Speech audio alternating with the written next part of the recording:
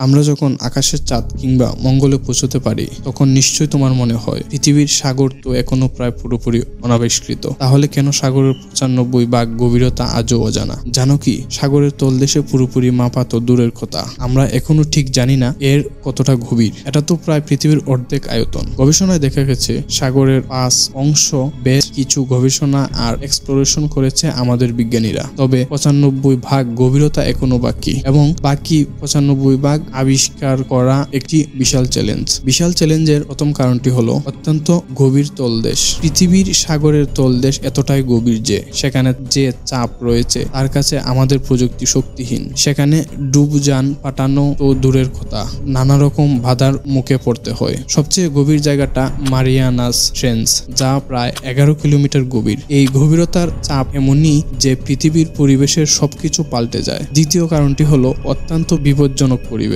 সমুদ্রের তলদেশে গিয়ে আমরা এমন সব বিপদে পড়তে পারি যেগুলো স্বাভাবিকভাবে মানুষের পক্ষে সহ্য করা সম্ভব নয়। ভূমিকম্প, টর্নেডো বা অদ্ভুত অগ্নুৎপাতের মতো ঘটনা ঘটে সেখানে। আর সবচেয়ে বড় সমস্যা হচ্ছে অক্সিজেনের অভাব। খুব কম অক্সিজেন পাওয়া যায় সমুদ্রের তলদেশে, যা একে এক্সপ্লোর করা আরো কঠিন করে তোলে। আর তৃতীয় কারণটি হলো প্রযুক্তির সীমাবদ্ধতা। এখনো ডুবোযান বা রোবট প্রযুক্তি সম্পূর্ণভাবে উন্নত হয়নি। বিভিন্ন ধরনের রোবট পাঠানোর মাধ্যমে গবেষণা কাজ চলছে, কিন্তু সেগুলো মাত্র কিছু নির্দিষ্ট গভীরতা পর্যন্ত পৌঁছাতে পারে। এছাড়া সাগরের তলদেশের তাপমাত্রা, চাপ এবং গ্যাসের মিশ্রণও গবেষণা করা খুবই কঠিন। নতুন প্রযুক্তির উন্নয়ন হয়তো একদিন এই সমস্যাগুলোর সমাধান করবে, তবে এখনো এগুলো বড় বাধা হয়ে দাঁড়িয়ে আছে। এই অনাবিষ্কৃত গভীরতাগুলো জীবজগৎ বা প্রাকৃতিক রহস্যের একটি নতুন দিগন্ত খুলে দিতে পারে। ধরা যাক সেখানে এমন প্রাণী থাকতে পারে যেগুলো এখনো আমাদের জানা হয়নি, এমনকি যে প্রাণীরা মানুষের পক্ষে একেবারে অচেনা। হয়তো তারা